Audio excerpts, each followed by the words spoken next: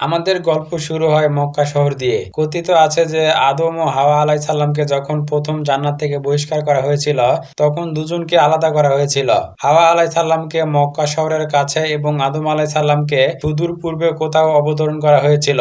অনেক বছর ধরে একে অপরকে খোঁজার পরে আদম আলাইহিস সালাম অবশেষে আরব উপদ্বীপের মধ্য দিয়ে মক্কায় আসতে সক্ষম হন। মক্কা শহরের ঠিক বাইরে আরাফাত পর্বতের শীর্ষে উভয়ের পুনরায় মিলিত হন। মক্কাও তাৎপর্যপূর্ণ কারণ এইটিকে পৃথিবীর প্রথম স্থান হিসেবে বিবেচনা করা হয় যেখানে সর্বশক্তিমান আল্লাহর ইবাদত করা হয়। আর তাই সেই স্থানে ইব্রাহিম আলাইহিসসালাম এবং তার পুত্র ইসমাইল আলাইহিসসালাম আল্লাহর ইবাদতের জন্য প্রথম ঘর তৈরি করেছিলেন। এর সমানে সর্বশক্তিমান আল্লাহ তাআলা লাওহে মাহফুজে ফেরেশতাদের জন্য অনুরূপ কাঠামো তৈরি করেছিলেন। বলা হয় যে প্রতিদিন ৭০,০০০ ফেরেশতা তাদের প্রার্থনা করার জন্য সেই ঘরে আসে এবং তারপর আর কখনো ফিরে না আসার ইচ্ছা রেখে চলে যায়। ইব্রাহিম আলাইহিসসালাম এবং ইসমাইল আলাইহিসসালাম যখন পবিত্র ঘরটি নির্মাণ শেষ করেছিলেন, তখন একটি ইট পরিমাণ জায়গা ফাঁকা ছিল।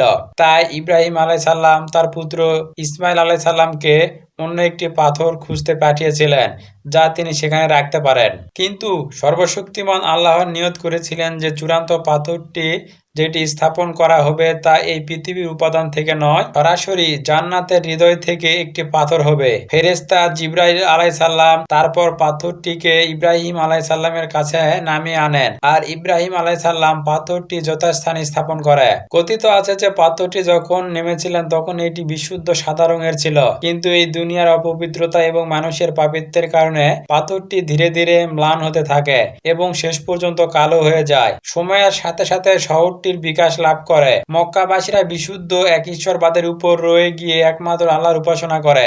মিশর, মেসোপটেমিয়া ও লেভান্তে তাদের প্রতিবেশীরা বহু শতাব্দী ধরে পৌত্তলিকতা অনুসরণ করে আসছিল।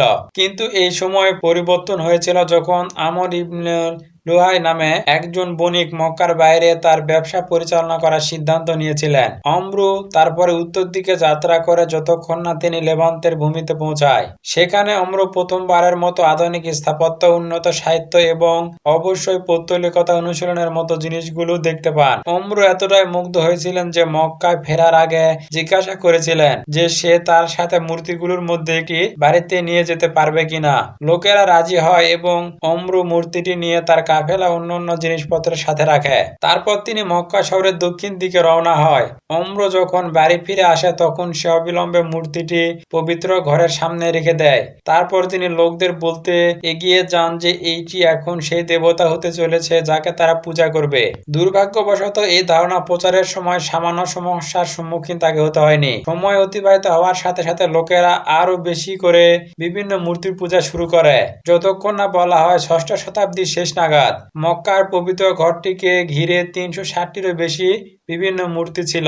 বছর অতিবাহিত হওয়ার সাথে সাথে সারা বিশ্বে পৌত্তলিকতা আরো বিশিষ্ট হয়ে ওঠে। যে লোকেরা তখনও এক ঈশ্বরবাদ অনুশীলন করেছিল তারা জানতো যে একজন নতুন নবীর আগমন খুব কাছাকাছি।